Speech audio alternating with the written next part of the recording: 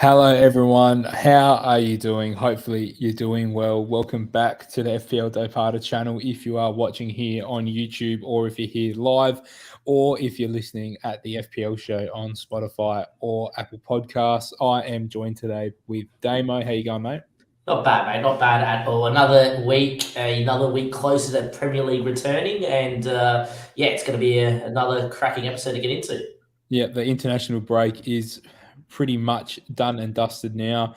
Don't think there's been too many bullets that we've had to dodge this week so far, which has been one of the nicer international breaks to us in a long time, which has been brilliant. But I think it's time for us to start thinking about what's going to happen from game week 5 and beyond. So last week we spoke quite a lot about our wild cards and when we're going to do that and some different options around that. But today we get an opportunity to sort of do some planning coming out of the international break, which I think a lot of people would have been spending some time deliberating for a week, which can be quite difficult. And if you are watching here live, make sure you do get in the chat there and let us know what you've been doing, what you've been thinking, or what you're planning on doing ahead of game week 5. Because Damo and I have released some different videos this week already. Damo's done a bit of his preview. I think his full preview pretty much is already up on his channel at Damo_23, where today I have uploaded a ranking the top 10 most popular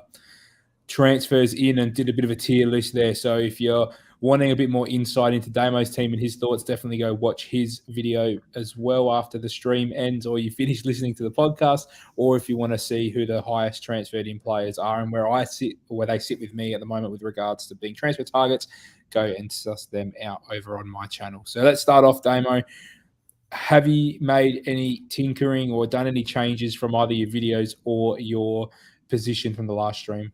Nothing in terms of the video released this morning, because I had something released, obviously, not even 24 hours ago. But we have obviously made 2 transfers since we've last discussed on the stream, and we'll go through them right now. I'll bring them up on screen here for you too.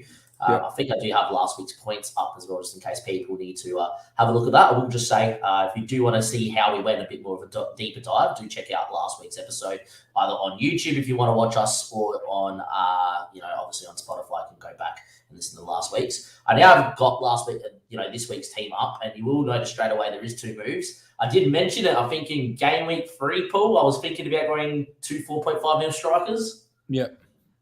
We've done it. We have definitely done it. So Joe Pedro is about to drop in price. We didn't lose any value. I did think it was at 5.5 to 5.4. It was actually 5.6 to 5.5.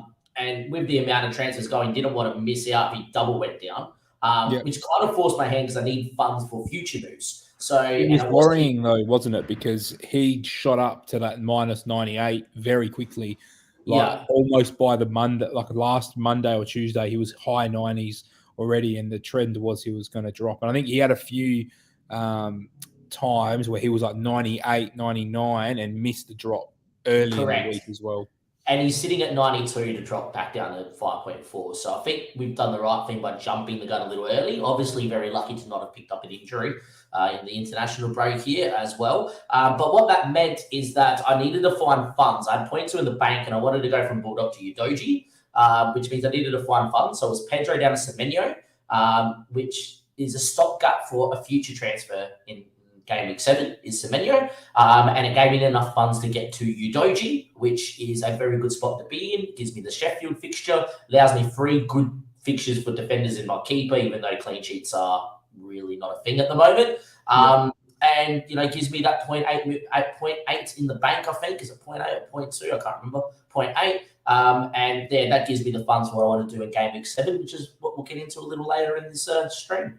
Yeah, brilliant. So I will flick up my screen as well, because I'm in a little bit of a different position to you. So this is where my team is sitting going into Game Week 5 at the moment. So I've made 1 move as well.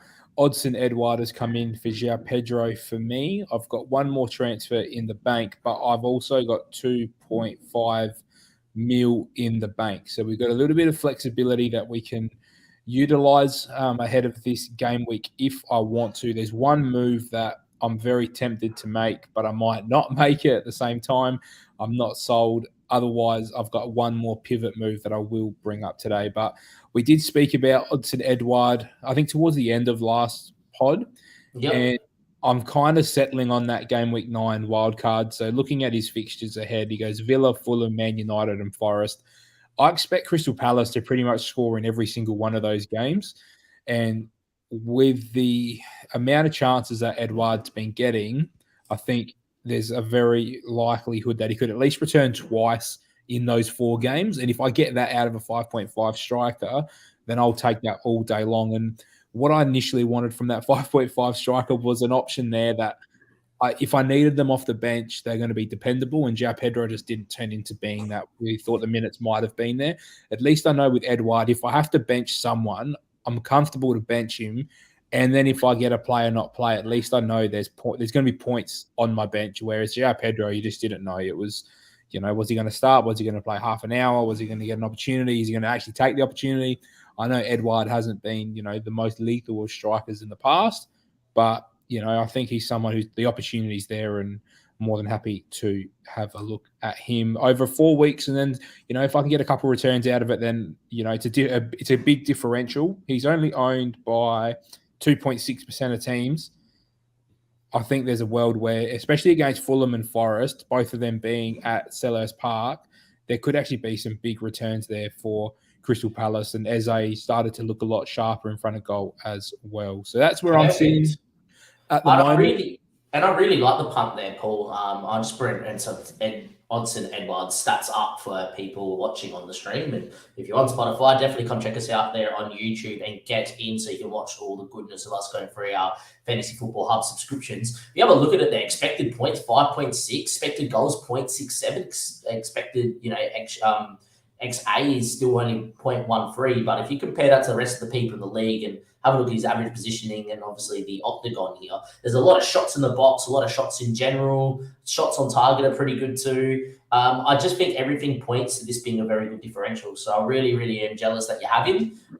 He's not someone that I'm going to move and get right now, but I definitely think later down the season, especially if he looks as nailed as he has been, even in games like 24, 25, etc., he might be someone that maybe in that second wild card for me, I'm going to be looking at as well. But yeah, I think it's a very good pick. The stats on there and the fixtures I think are very good too. And I think you made the point about Eze, who still has really good numbers, just hasn't had the points on the board. But when you watch Palace play, a lot comes through these two, and I really do think it's a pretty shrewd pick from yourself.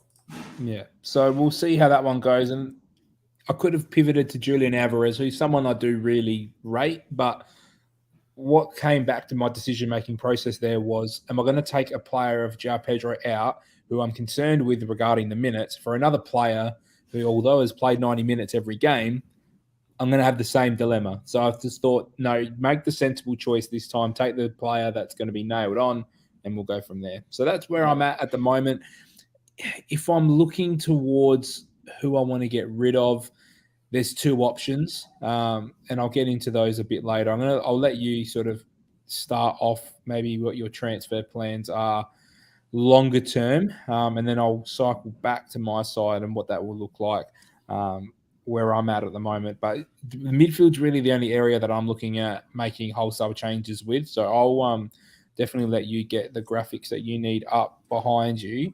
And then we can make a start on where you're at with your move. So if you want to talk us through your hub team, let's do it. Perfect. So look, in Gameweek 5, obviously I've already made my move, so we're not going to really discuss this too much. And the reason why I needed the money in the bank is in Gameweek 7, we now have the news of the double game week. So if you waited a little bit longer term like myself, I maybe would have went and got some menus straight to Morris anyway, but I am targeting the double game week. And I know that's a strange thing to say when it's Luton and it is Burnley. They're not the greatest double game week, but I think if you're in a position where you've got 2 free transfers in that game week and you're playing into wildcard in game week 9, you can really dead end your team into that double game week and not have to take a hit, maybe even take a -4 if you wish, if you want 3 double game week players, maybe 4 if you've got Bayer or Bell already on your bench. And with that as well, you get a couple extra fixtures. It's maybe a good position to be in. And in game week 9, you just transfer all the players out in your wild card as well. So I think it's a nice time to attack a double,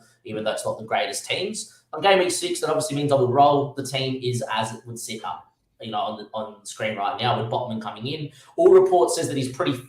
He could have pushed for injury and played the last game week, so I expect him to come in this game week. Definitely will be playing 90 minutes for Sheffield, you would imagine, or be playing, and starting for Sheffield. So obviously would come in there too. And it allows the Stoopy and Chilwell Cowell to all have good fixtures, even though I think Aston Villa would score. Pickford against Brentford's the lesser of two evils because I believe Turner has a hard fixture in Man City. And then obviously the big midfield that I have is Salah, Maddison, Bruno, Saka, and Mbeumo with Haaland obviously as captain. But in game week 7, there's one player that is a lot for me coming in, and it's Semenyo to Morris, which means I have to find a little bit of money from this team. And it works out that to find that little bit of money, it's an easy pivot for me. It'd be Cowell, one of my 2 Chelsea defenders, down to Anderson, who's a 4.0 mil starting centre-back for Luton. And the reason why I'm targeting 2 Luton, not one from, obviously Burnley, is the Newcastle fixture. And I think Newcastle will keep a clean sheet to goals and score. So obviously, I don't think Bay is keeping a clean sheet. I don't think, Foster or anyone like that's scoring for Burnley. Could be wrong. And I think there's a real big possibility that against Everton and against Burnley, 2 weaker defences, Morris will get chances. So definitely want him in. And I think there's definitely a chance that we've seen how Everton have attacked. They haven't really finished too many chances. I think there's definitely a chance for a clean sheet. I will just say out there as well, Anderson's not a lock. Only reason he's in this team is he has scored for 1 set piece. We get 2 game weeks of data where we can look at Bell, we can look at Anderson. I think there's another one out there that's starting at 4.0 that is a starting player for Luton as well. That escapes my mind right now. So I think for me, it's going to be, is it Anderson, is it Bell, or is it someone else at 4.0? Kabore is the other one. Yeah, but he has been out of the team. So we get information starting again. Then, I think Kabore would be the most attacking out of the 2, but at the moment he's been out of favour. So we'll go and play it by ear. At the moment, I think Anderson's most locked, only reason, and he has scored a goal. But I just think there's possibility for returns here. You get a couple of extra fixtures. Yeah.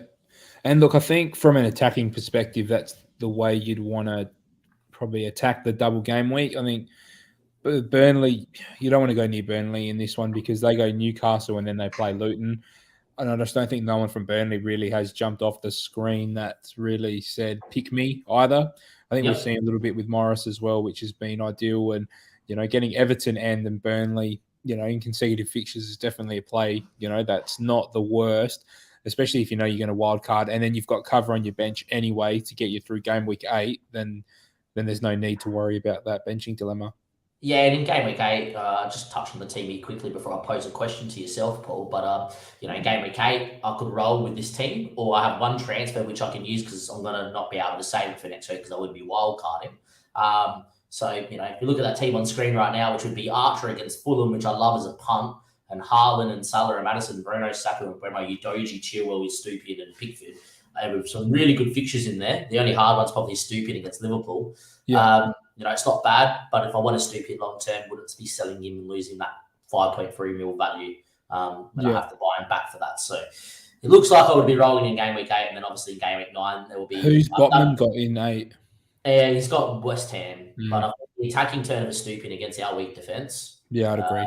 I would back that, and I'm obviously not playing Anderson against Spurs, so. That's the one where I take a Stoopy as a bit of a punt. I could maybe move Botman to someone else for 1 game week, but I do plan on keeping Botman past the wild card. Yeah, I wouldn't bother then. Yeah. That looks solid enough.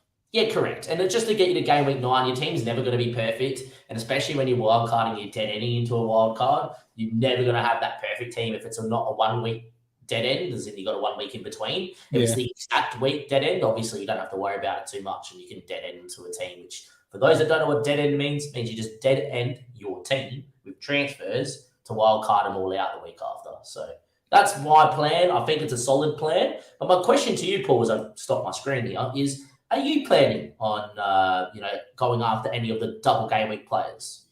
Look, I haven't at this stage, but that's more because I've actually taken a bit of a break from really planning my side out. The Odson Edouard move really wasn't planned either until the weekend of game week 4. Once I'd seen the data and I'd seen the frustrations with João Pedro, and then he still didn't start, and then Ferguson scores the hat trick. So that was a bit of a reactionary move that I was content with making, which changed my plans. And then I've said from the international break, I'm just going to park the brakes a little bit and just start to reevaluate, because then we had the announcement of the double game week through the international break as well. Look, there's a world where I could do it. My issue, or it's not an issue, I feel like if I'm selling any of my forwards, like the only player I'm looking to bring in would be Morrison. I'm not bringing any of the defenders in, I don't think. I think Everton are good enough to score against Luton anyway. I think we've seen enough of them going forward. They just haven't taken their chances, and I think Luton are just dreadful defensively. So I wouldn't back Luton to keep a clean sheet against Everton. They probably will potentially against Burnley, because I haven't seen much of Burnley's attack. But if I'm going to target anyone, it's Morrison. If I'm getting Morrison in, it's one of Jackson or Edouard that goes. And for game week 7, Odsonne Edouard plays Man United away, but then he gets Forest at home. So I could make that move from Edouard to Morrison, but it's literally moving a 5.5 for a 5.5. Or the other option would be Jackson goes down to someone, and then I take a 2-week punt somewhere else and use the money elsewhere. So Yeah. there's a world where I do look at Morrison, and I'd like to see what he does over the next 2 game weeks before I make that decision. But it's not like it's something that I have to plan for. I feel like if I've got one move, I can make it happen. But it's probably something I need to look into a little bit more before the deadline as well, just so I know what my structure is going to be for game week 6. Because I've got one free transfer at the moment, that could be a deciding factor in me rolling that free transfer this week to give me 2 next week to prep me for 7. Yeah, which I like. And for those wondering out there, I think it's Morris, not Morrison, but I'm not too Oh, sorry. sure. What did I call him? But, Morrison. Morrison the whole time. I was trying not to laugh. But Yeah. a little bit of comedy gold for you guys listening back. That shows how much I know about him. Put it that way. Correct. And it's not players you normally would target in a double game week. And I will say that, some people think double game weeks are overrated. I definitely disagree with this statement, because extra fixtures are golden in a game week. But out of any double game week, this is one where I wouldn't be going to break the bank or take a -4, 8, 12s to get in so many players, even if you're planning on, wild card in the week after. Yeah. And their fixtures really, all the way up to game week 10, are solid as well. So, they go Fulham, Wolves, then they get Everton, Burnley, and then it's Spurs, in game week 8. So the concern there is if you're bringing him in for 7, you just got to have a contingency plan to not play him against Spurs, because that's definitely not a fixture to target at all. So I'd be making sure that game week 8 you've got something.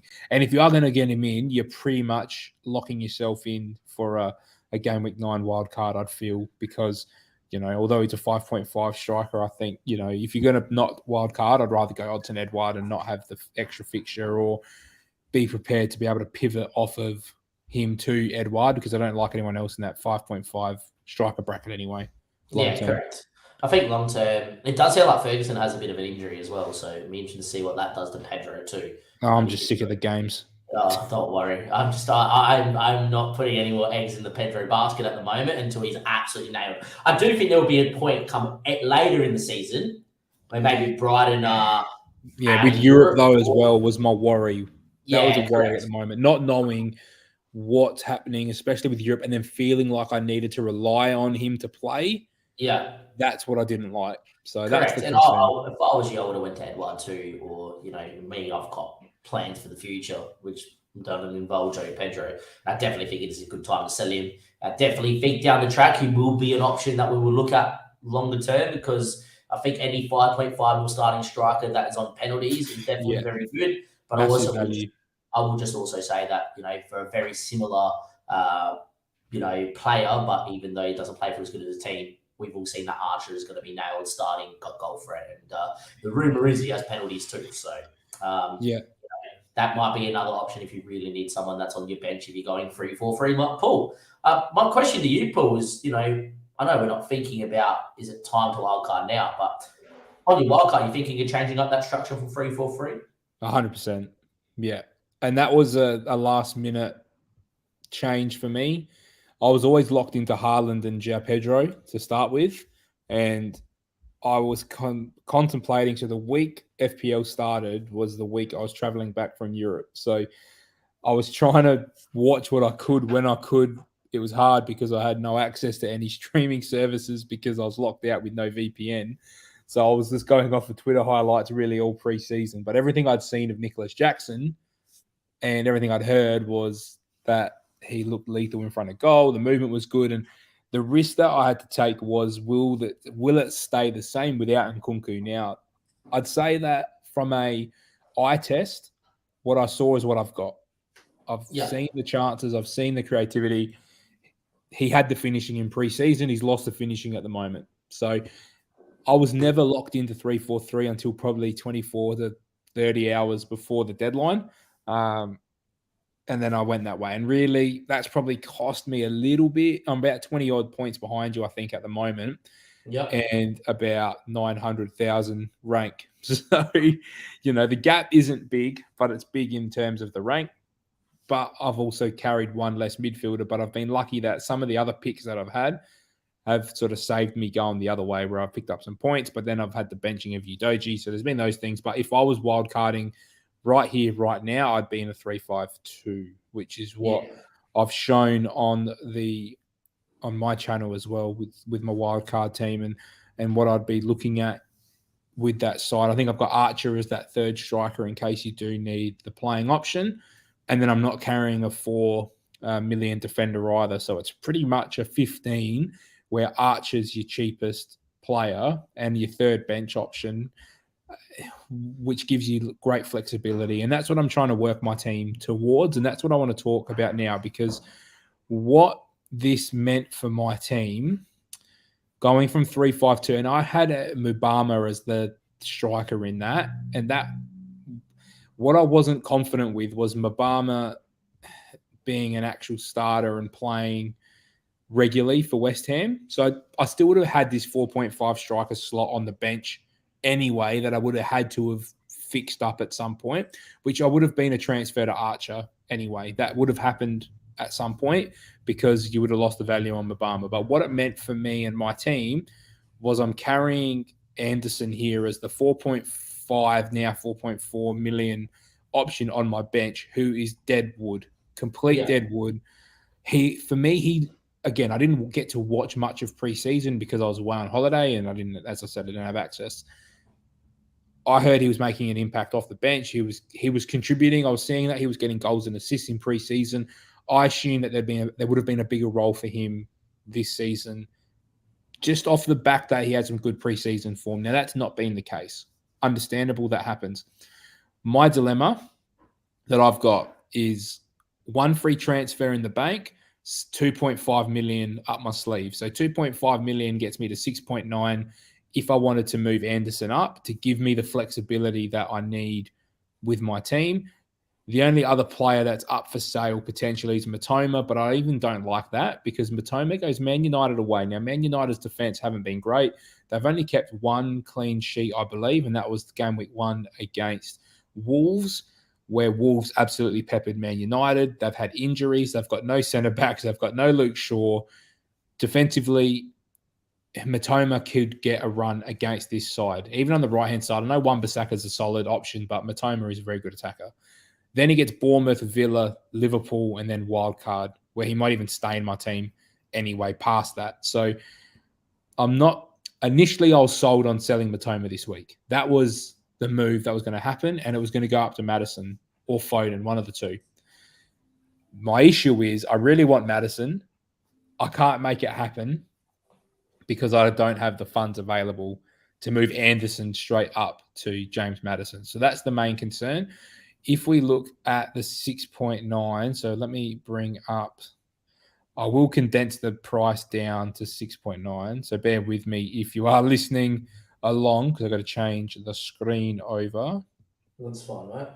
Let's present the right screen. Trying to think, 6.9, you're probably looking, if you want money in the bank, you could go Eze and double up in the Crystal Palace, a few fixtures here. You could go Diaby, who's starting to get into some good fixtures, even though I think he's better at a post a wildcard game week 9 sort of player. And I think on top of that as well, there's not real other big screaming names. And I think Bowen's gone up from 7 now, hasn't he? So Bowen's up to 7-1. So if I was to move Anderson out of my team, I've got 6.9 sitting there. But the issue I had with Bowen was he goes Man City, Liverpool, and that's just not I wouldn't ideal. touch it. Yeah. So what I've brought up on Hub is midfielders that are up to 6.9 mil. And I've got it filtered by their expected goal involvement so far. So for those that don't know, that combines the XG and the XA and gives you one value. So Brian and Mbumo is out by a country mile at this point of time. Surprisingly, Abdoulaye Doucouré is in second. I will say that's inflated because his goal on the weekend was something like 0.9 XG because he was right on the goal line. So Yeah, and he's had a couple shots from like inside the 6 yard box that he hasn't scored as well. But he has only had one shot less than Mbumo. So, that's one thing to consider. But anyway, then there's Pedro Neto from Wolves. Again, has got 3 assists, surprisingly, and maybe going under the radar a little bit for a Wolves side that's struggling. But then it's Diaby, and Diaby's really the only player out of this list here that does stand out. So the rest of the list that rounds off, Danjuma looks a solid option, but do I really want to be buying an Everton attacker? Then there's Matoma himself that I've got in my team. Then there's Enzo Fernandez, who looks to be playing in a bit more of a creative role from the start. Then there's Lucas Paqueta, Solly March, and Papa Sarr there. yeah, So it's not, for me, my issue is I don't have a locked in option if it's selling Anderson. Where it gets juicy is if it is selling Matoma and you bump this up to 8 million just to get the whole scope of who's available. So if we're transferring out, not Anderson, but we're transferring out Matoma, I actually have 9 mil. And what I was thinking early in the game week was, do I just bring Son in and ride the poor fixtures that come about with the Arsenal-Liverpool double up? But then it also brings up Bruno Fernandes as an option as well. So he obviously plays Brighton in the same fixture there. Brighton haven't shown that they've been great defensively, and he has the highest XGI out of all of those players that we've spoken about. Then Saka gets into the picture, and so does James Maddison. So Maddison, I might let you talk about Maddison a little bit there because you've had Bruno and Maddison, and they're the two that have probably cost me the most. And by getting Jackson in, I took out Bruno Fernandes for that move as well, because that hurt a little bit, although Bruno's only had the one big return so far, but his data and his play and the eye test for Bruno looks very, very good. So I'm very interested in potentially buying Bruno for Matoma for this run. And Man United's fixtures, if I can bring them up quickly, they're just for fantastic. myself. I've got Until game week 9, they go Brighton, Burnley, Palace, Brentford, and then he's probably someone that you end up holding through your wild card. And I can buy him on a slight cheap at 8.4. So that's the decision I have to make is, do I roll? Do I turn Anderson into a really good playing player in Diaby, or do I just move Matoma up to Bruno? Yeah, it's a very interesting question. Now, obviously, being a Bruno and a Madison owner, I've obviously watched their games quite intently. I want to say, firstly, I'm very, very shocked that this community of us, a football managing community, has dropped Bruno's price with that many sales. Just shows everyone's very short-minded. If you had a look at his stats, which Paulie had up, he is insane. I'll bring him back up. The XG or the XGI is huge, and the amount of chances he is creating is huge. It's always been the same old story of United that if they scored and if Bruno was a little bit lucky and they got more penalties, etc. But this is a former 200-point player, and he's missed 2 goals that you'd expect him to score. He had the header against Spurs, and there was one more edge of the 6-yard box. I can't remember what game it was. And look, I'm very glad a lot of the community sold him. I know that I don't like losing value or team value, and it might cost me a wild card. And latest wild card draft, he's not in it, but that's only to fund other moves. He's someone that I'm so glad that people have sold him from a selfish point of view, because I just see there's holes in his future. And I think he's a guy that he's almost lockable for 38 game weeks because he's going to play every minute for United. And my big call at the start of the year is he's going to outscore Rashford, and at the moment, Bruno's missed a lot of chances and people aren't finishing stuff, and he's on par with Rashford. I'm pretty sure very, very... Yeah, he's had the bigger return. Yeah, they'd be pretty close.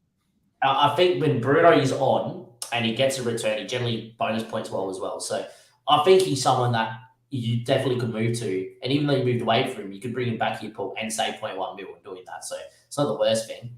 And then I moved to Madison. If you want to bring up maybe the pair and compare the pair on your screen there, Paul, as I talk Yeah, about both, well, it might be yeah, maybe a cool little aesthetic to put up there. Is Madison is very central to what everything Spurs do. Now he drops deep, he gets on the ball, he creates play, he makes he creates chances for himself by taking shots from outside the box, as you've seen. He creates chances for his teammates by being that pass and that key assister. The one thing I want to say about Madison is he did take a different role when Son was in the 9, and I think Son's going to continue in the 9. And the role was more of, I'm going to create the space for Son to be the guy that gets this pass and is going to score the goal. I'm going to create the space or create the pass that is the pass of the assister. That's the first time we've seen it. Yes, he got a return. It was a shot from outside the box. And yes, that's his traditional, I'm in the 10 role, give me the ball, I'm going to hit one from here, or I'll be the guy that plays that pass. But if you look at a couple of the Spurs goals, it was one where he dropped in really deep, changes the tempo, plays a great ball to Porro, who then releases Son. And the second one, I think it's Son's first goal, he actually makes a run where he becomes the 9 and draws 2 defenders away so Son can receive it and then finish. My worry with Madison moving forward is that's something that's going to keep happening. It's not going to translate into or correlate to fantasy points. It's going to correlate into very good performances and probably some good bonus point potential, but it might limit the returns that we've already seen from Madison. So I know that out the two, Madison's definitely been more pleasing in terms of an asset for points previously. Our game has always been about trying to pick the people that are going to haul next. yeah. I honestly think that even though the stats are very similar, which I'm going to let you run through in a second, I actually think Bruno might be the better pick, even though he's a bit more expensive. But I actually think that could be the better pick for the next few game weeks before your wild card. Yeah, and that's the key. Like, I think if you're going to go Madison or Bruno on the wild card, you could then get both in anyway for game week 9, because Bruno's got that Sheffield, then Man City, and then Madison goes to Fulham and Crystal Palace, and that could be an option in game week 9 to wild card and get them both in, because they are going to be long-term options for us in a fantasy perspective. Now, what we can see is the only sort of section, and it's funny because Madison's now picking up the creative role where Bruno is killing him on the creative aspects of the wheel. So expected points has been the same. Expected goals are very similar. Madison's had a lot more shots on target, but when we look shots overall, they're identical. They're literally identical for shots. So when it comes back to Bruno not taking his chances, that's what we're seeing here, is that Bruno is not putting his shots on target at the moment. That data, he's too good of a player for that not to turn around when he gets Brighton, Burnley, Crystal Palace, Brentford, Sheffield United over the next 5 game weeks. And then from a creative perspective, he has better data than James Maddison as well. So I'm looking at it because Maddison has scored, 11 more points than Bruno. Yeah, that is mental. That he's got 4 returns compared to 2, so he's doubled the returns. I'm just worried with the Arsenal Liverpool fixtures. If there's a world where I can get Maddison in game week 8 and have them both in already in game week 8 ahead of my wild card in game week 9, I think that's the goal. And if Maddison then does find a way to return, then that's fine. But that's what I'm sort of thinking long term is, can I get Bruno in right now for Matoma? And then can I make the funds via downgrading some of my defense? Because I do have quite a lot of money in my defense between Vardiol, Estupinan, and Chilwell. Can I move one of them down to move Anderson eventually up to Maddison come game week 8 for that fixture there against Luton away? Because I don't think you'd want to go into that after Luton would have played 2 games in game week 7. They're going to back onto that. The third game for them is going to be Spurs, and Spurs could absolutely smash Luton in that game as well. correct. So that's where my mind is. And I think if I was right here, right now, I had to make a decision on what's going to happen with my team. I think Bruno does come into my side. So let me get Hub back up, because this keeps happening and I don't like it, because I have to keep re-adding the screen, but it's okay. There we go. So there's my team. So if we take Matoma out for Bruno, that leaves us with 0.3 in the bank. We move on to game week 6. Again, we try and I don't want to do this. This is the one thing, Hub. Got to stop verifying everything. There we go. Got it first time for once. Game week 6, I'd like to try and roll because there's no poor fixtures in there. Edouard gets Fulham, Jackson gets Villa at home, Haaland gets Forest at home. Then we get West Ham, Tottenham, Burnley, Everton, Forest, Villa, Bournemouth. Goalkeepers, I'm just going to have to ride with. Game week 7, we get the double game week. I don't know if I'll be able to actually get Morris in unless it's Edouard going sideways. But again, we've got 2 transfers at this point. I could just bring Morris in for Edouard here, as a one move, keep one in the bank, get to game week 8. Then we've got Vardiol against against Arsenal. That just for argument's sake becomes a 4.5 million defender. Let's just put in Anderson. I don't know how that's only gone to 0.3. That's a bit weird. But anyway. Yeah, it's always been a bit weird there. Anyway, and then if we can then make Anderson, or if we can make some money, in the weeks leading up, then we can at least try and get ourselves to Maddison there at that point. So that's the thought process.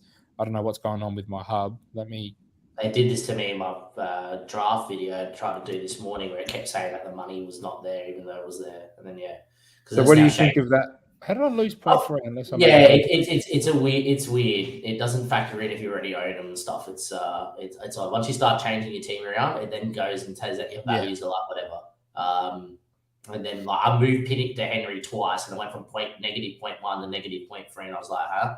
But yeah, Hub's being weird. I think it's a good move, and I think it's a good strategy.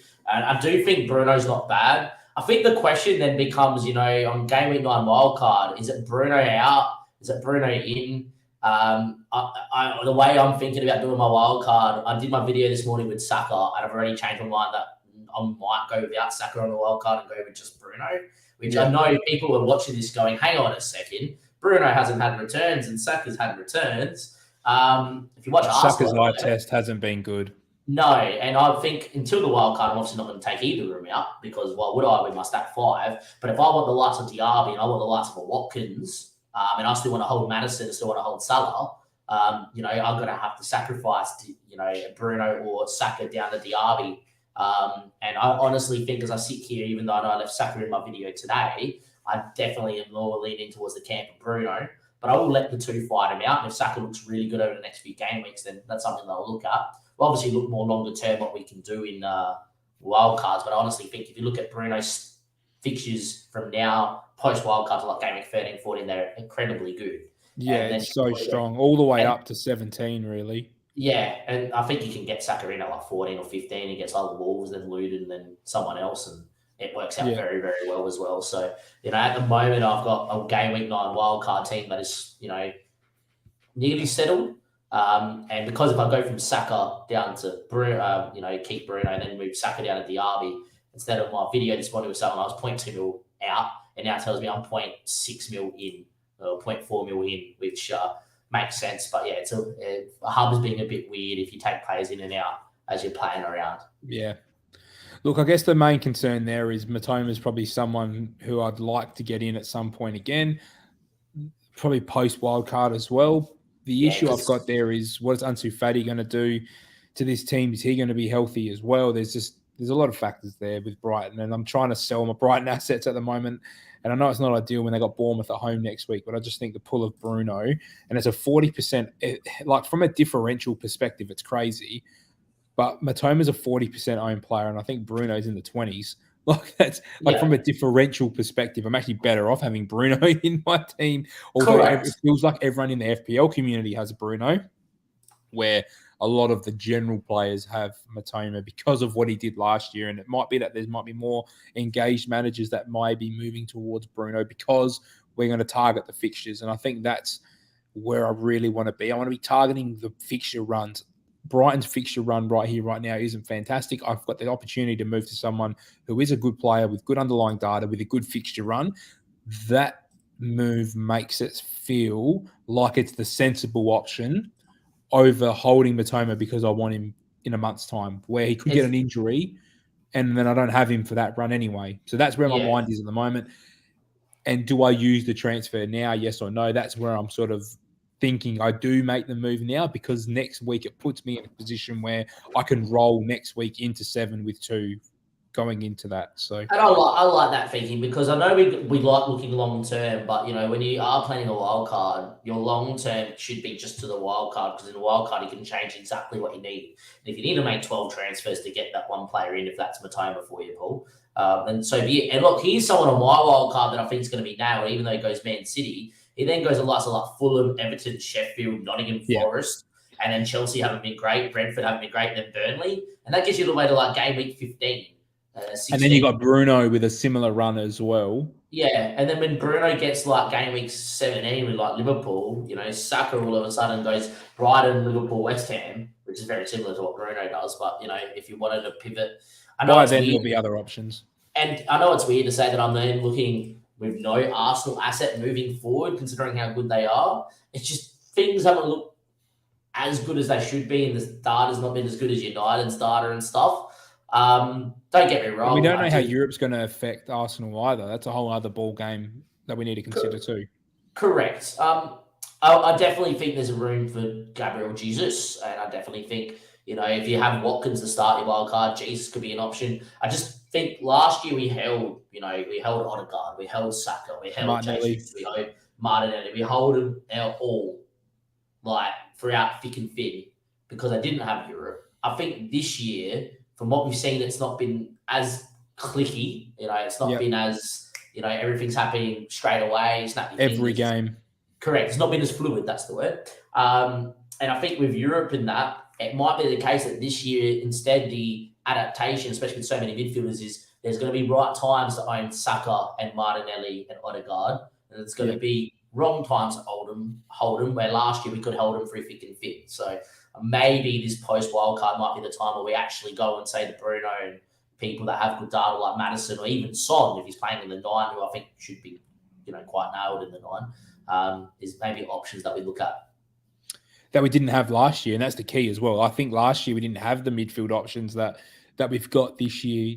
Like that's what's putting the pressure on getting the right 5 in, which is where I'm at. And I'm still going to be in a position where I've only got 4 midfielders. So I'm going to have to ride the 4 that I've got probably to the wild card. But, I think you're 100% right there. And I think for me this year, I need to play the fixture game better than I have before. And I think there's going to be times this year where you're going to have to sell players that have performed, maybe not with the greatest data, but have got returns. Like for me, Matoma is someone who, although the numbers aren't 100% there, he's only blanked once, I think, out of the whole season. And it's funny, you tell me, he's gone 5-12, 1-5, and I'm thinking of selling him. You'd think I'm crazy, like historically. But when I've got options like Son, Madison, Bruno, Foden, who are all gettable, and Diaby with a good fixture run, you got to take data, fixtures, eye test, and put it all together and go, I've got to give myself the best opportunity to get returns over the next 4 to 6 game weeks. And that's where I'm at the moment. And that's some advice, for everybody. Don't be stubborn with players that you like, because I really like Matoma, but the time to own him is going to be game week 9 onwards.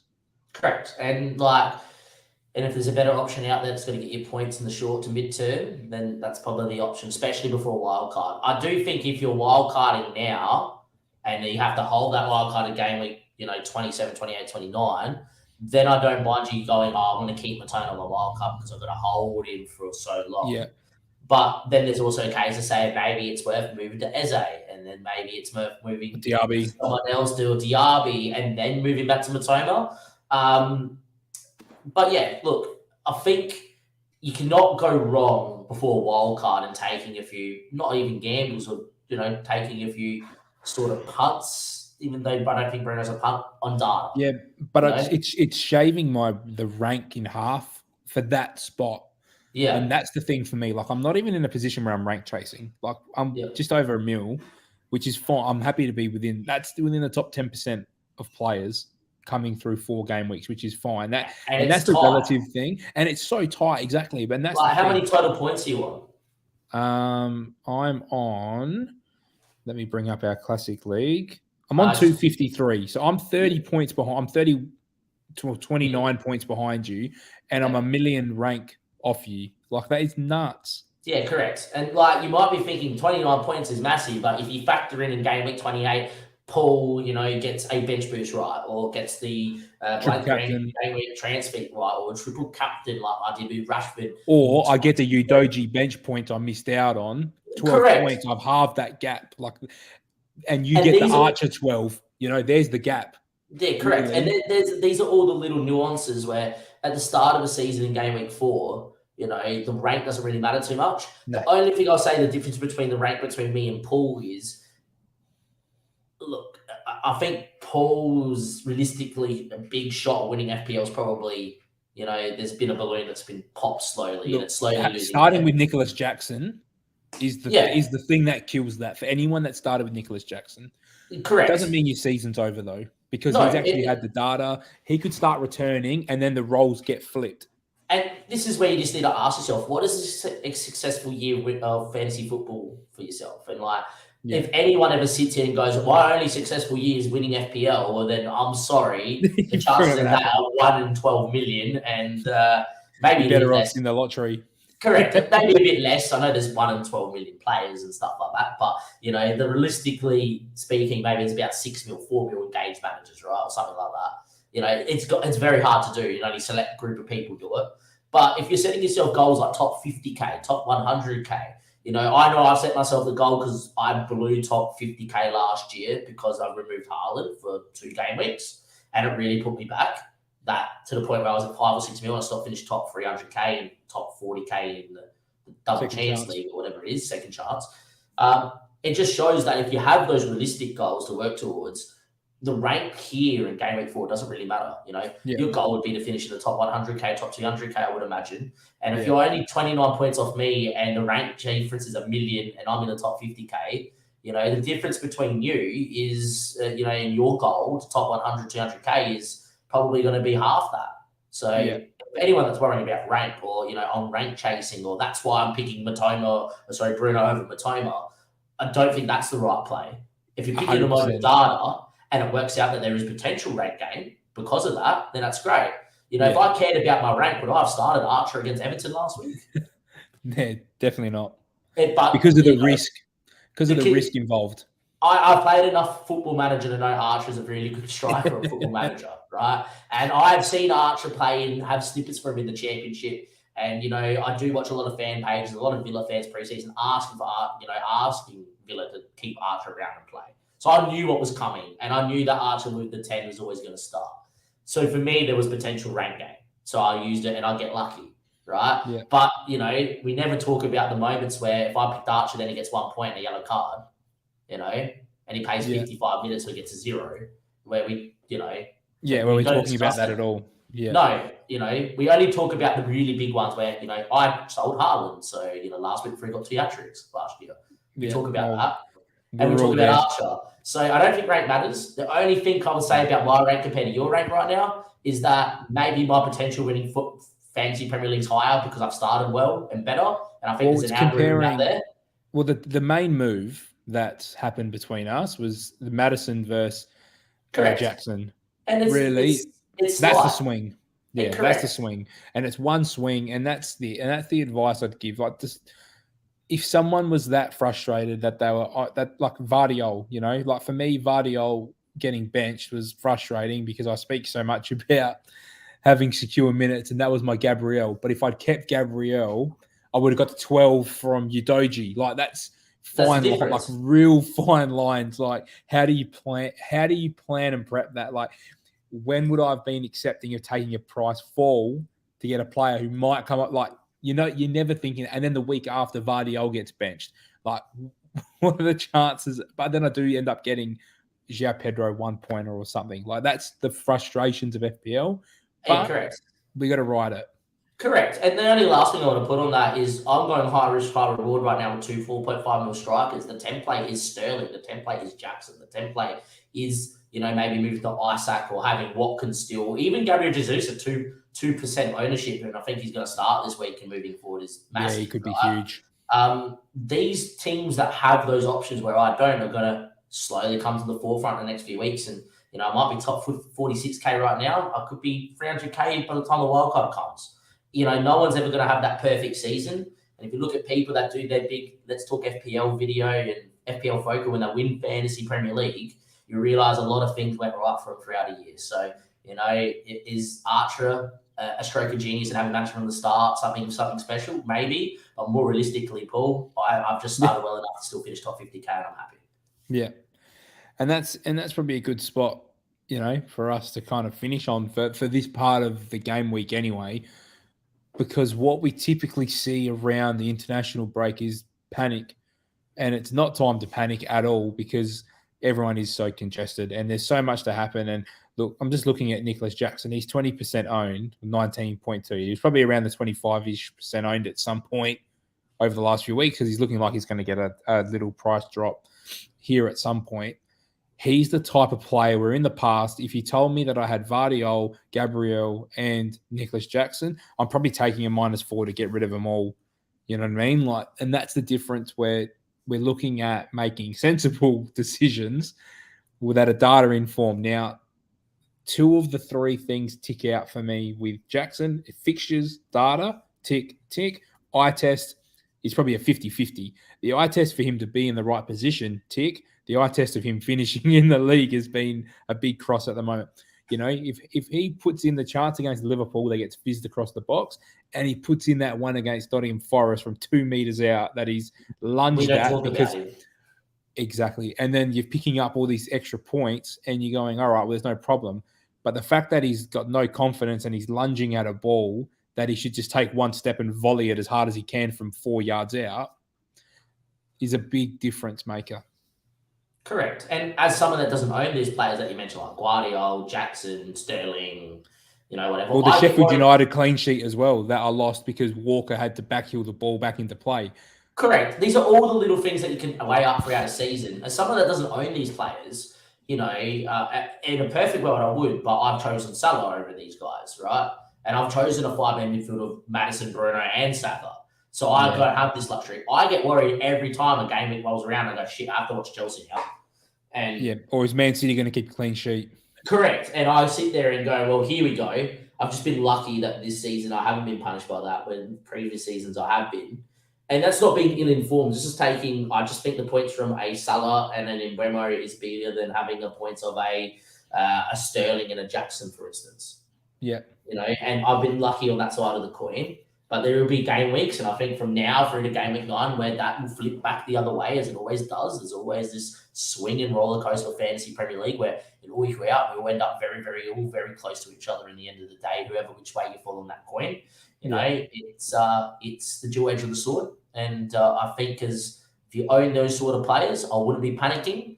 I wouldn't be, going out my way to get Son in, even though I think Son is a very good option. Sterling, for instance, because he's had one blank after you brought him in after a 19. Big 19-point haul. And if you keep giving yourself realistic goals, you'd be surprised what you can do. Yeah, and just staying engaged is just the key. Like having a process and sticking to it is the big thing for me this year. Is like, what is the plan? Like, am I going to go week by week and flip-flop and change and all the rest of it like I do when you get frustrated and then the game weeks flip quickly and you got to make quick decisions and there's price rises and falls and all that. For me, I'd rather take the extra day of data and actually going through my process to go, what's the smart decision that aligns to the way that I play FPL. Now, the way I play FPL and the way you play FPL and the way Don plays FPL and the way all the listeners play FPL might be different, but I'm really trying to be a data-driven first with the eye test of what I can see, because it's not realistic for us to be able to see everything because of the way that the games happen for us, and that's fine. But it's just, for me, having almost a philosophy about the way I'm going to go about my way with, and almost to have a coaching approach to the way that I have FPL, and it's different to the way that you'd coach, proper. Yeah, correct. And I've got a question for you relating to all that, Paul. Sorry to cut you off there. My question is like, we were on the sofa at your house last week, and we planned all the way to Game Week 19 for a Game Week 19 wildcard. Did you have fun going through that process? Did you have, fun understanding the little nuances and looking at 100%. the data and stuff? You know, it's not like it's a chore to plan your transfers, and it's not like it's a chore to look at. And even if I don't follow through with it, like I'll bring it up now. My plan was Anderson and Salah out for Bruno and Madison this week. That was the plan.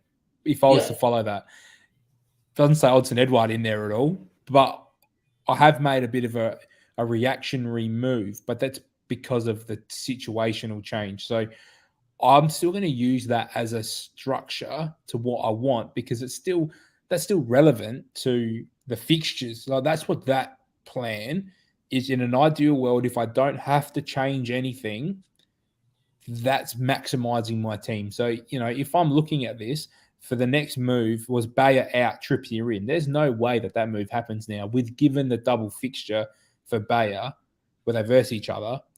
But do I still look at moving someone to a Newcastle defender? I've been speaking about needing to make funds.